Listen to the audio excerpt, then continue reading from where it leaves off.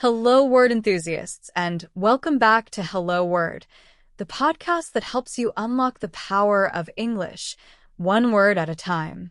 I'm your host, Alex, and I'm thrilled to have you join me on this linguistic adventure. Today's word is carve, a C1 level verb meaning cut to form a shape. Carve is a powerful word, suggesting precision and intent. We don't just cut something randomly. We carve with a purpose. Let's delve deeper into understanding this word.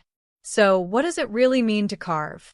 At its core, it means to cut a hard material in order to produce an object, design, or inscription. Think of a sculptor meticulously carving a statue from marble, or a chef carving a roast chicken. It implies careful and skillful cutting. Now, let's explore some synonyms for carve. A very close synonym is sculpt. For example, the artist sculpted a beautiful figure from a block of wood. Another synonym is engrave. Consider this sentence: the jeweler engraved the couple's initials onto the wedding ring. Then we have fashion, meaning to create something in a skillful way. As an example, she fashioned a doll from clay. Another suitable synonym is whittle, suggesting the removal of small pieces. For example, he whittled a toy boat out of a piece of wood. Lastly, we have chisel, used specifically for cutting stone or wood. The mason chiseled the stone block to the correct dimensions. Now, let's flip the coin and look at antonyms, words that express the opposite of carve. One antonym is assemble. While carving involves removing material, assembling means putting things together. Example, they assembled the furniture from flat back parts. Another antonym is construct. Instead of taking away, you're building up. Example, the engineers constructed a new bridge across the river. Then we have mold, which creates a shape by adding material, not removing it. Example, she molded the clay into a vase. Another contrasting action is build. For instance, the workers built a house from bricks and mortar. An additional antonym is combine, emphasizing the joining of parts. For instance, the chef combined the ingredients to create the sauce. Let's see how we can use carve in everyday life.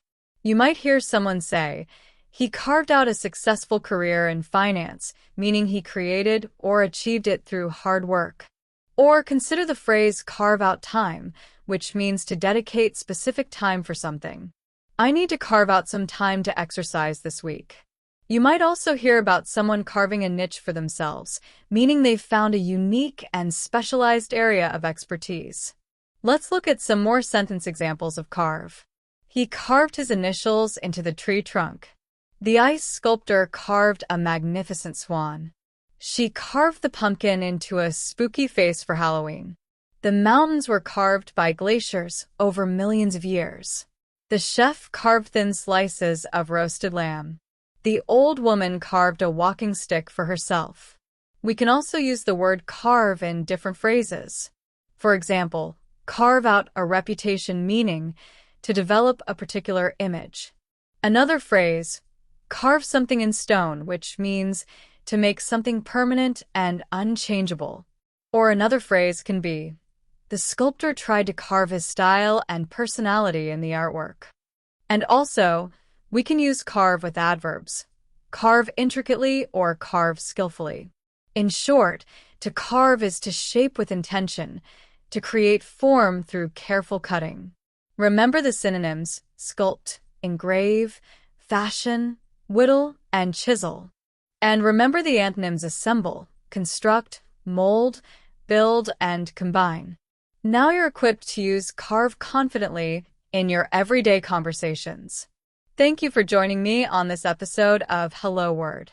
I hope you enjoyed learning about the word carve. Remember, language learning is a journey, and every word you learn brings you closer to fluency. Before we wrap up, I have a small request. If you enjoy Hello Word, please subscribe to the podcast and leave a review on your favorite podcast platform.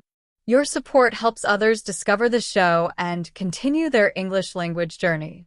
Finally, I encourage you to create your own sentence using the word carve and share it as a comment under this episode.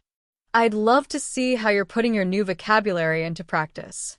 Until next time, keep exploring the world of words. Happy learning!